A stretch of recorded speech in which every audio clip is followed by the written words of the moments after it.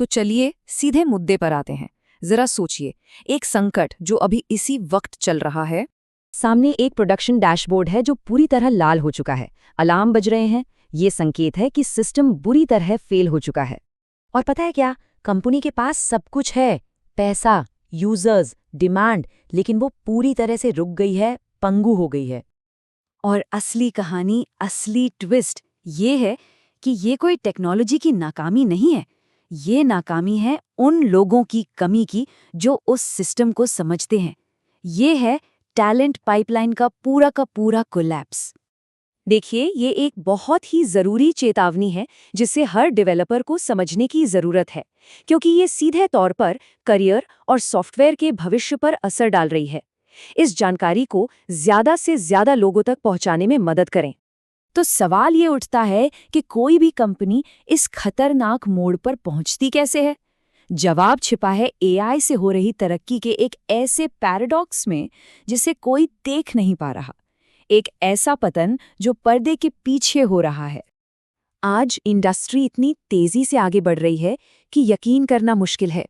AI अब वो सारे रूटीन काम जैसे एपीआईज बनाना या डेटाबेस स्कीमा लिखना चुटकियों में कर रहा है, जो कभी जूनियर डेवलपर्स के काम की बुनियाद हुआ करते थे। और इसका सीधा असर क्या हो रहा है? एंट्री लेवल हायरिंग में जबरदस्त गिरावट। मतलब कंपनियां अब फ्रेशर्स को कम हायर कर रही हैं, क्योंकि उन्हें लगता है कि मैनुअल काम की अब जरूरत ही नहीं रही। और ये सिर्फ कहने की बात नहीं है, लेबर डेटा साफ साफ दिखा रहा है कि एक बड़ा गैप आ गया है।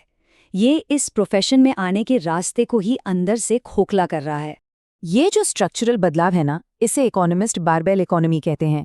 मतलब एक ऐसा मार्केट जहां मौके सिर्फ दो एक्सट्रीम्स पर हैं।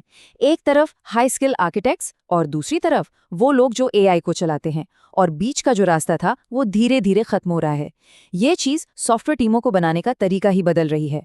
ये इकोनॉमिक बदलाव सिर्फ थ्योरी नहीं है, ये असल कंपनियों में अभी हो रहा है।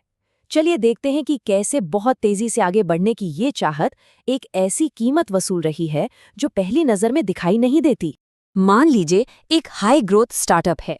वो अपने जूनियर डेवलपर्स को एआई से बदल देता है। शुरुआत में तो प्रोडक्टिविटी आसमान छूने लगती है। इस नए तरीके को वाइब कोडिंग कहा जा रहा है। लेकिन जैसे जैसे समय बीतता है, कोड बेस बहुत नाजुक और बिखरा हुआ हो जाता है।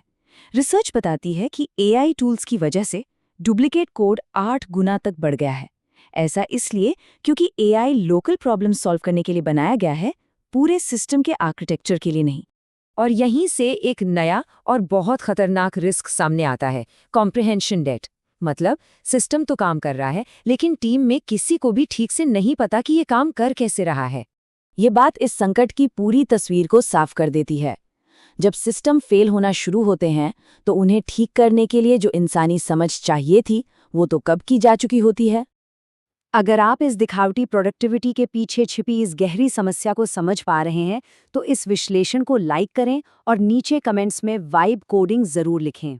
तो क्या इसका मतलब है कि हमें एआई को छोड़ देना चाहिए? नहीं, बिल्कुल नहीं।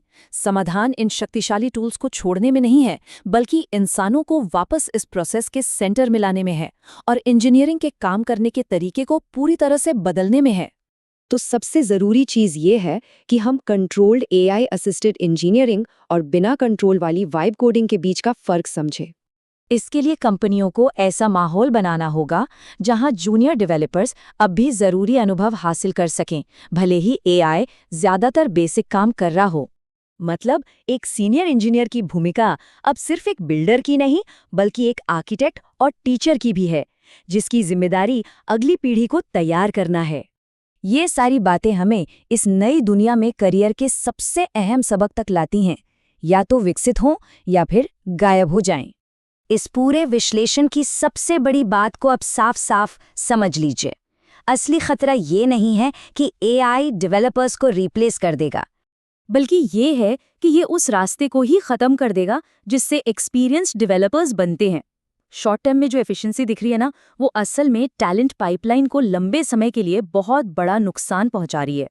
तो मार्केट में बने रहने के लिए डेवलपर्स को सिर्फ कोड लिखने वाली भूमिका से आगे बढ़कर उन स्किल्स पर मास्टरी करनी होगी जिन्हें एआई कॉपी नहीं कर सकता।